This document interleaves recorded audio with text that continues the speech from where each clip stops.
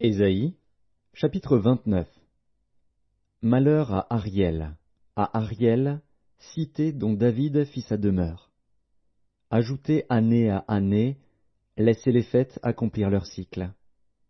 Puis j'assiégerai Ariel.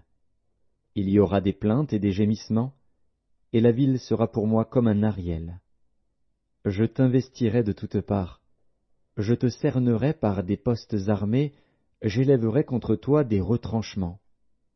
Tu seras abaissé, ta parole viendra de terre, et les sons en seront étouffés par la poussière. Ta voix sortira de terre comme celle d'un spectre, et c'est de la poussière que tu murmureras tes discours. La multitude de tes ennemis sera comme une fine poussière, cette multitude de guerriers sera comme la balle qui vole, et cela tout à coup, en un instant.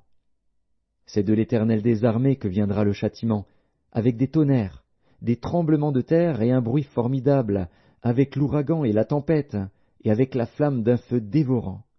Et, comme il en est d'un songe, d'une vision nocturne, ainsi en sera-t-il de la multitude des nations qui combattront Ariel, de tous ceux qui l'attaqueront, elle et sa forteresse, et qui la serreront de près.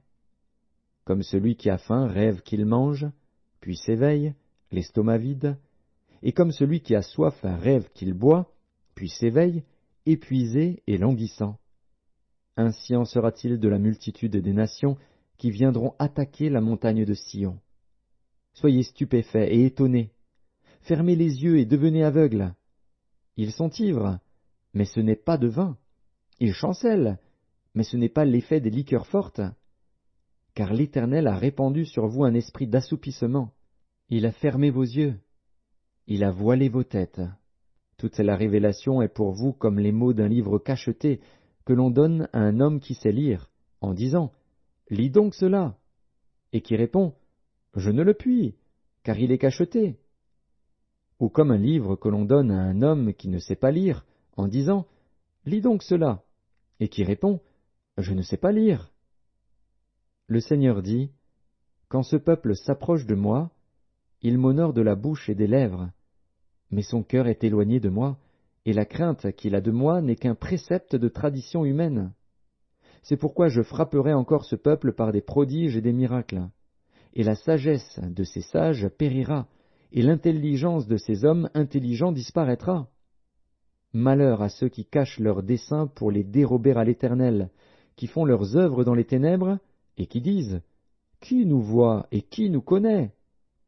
Quelle perversité est la vôtre!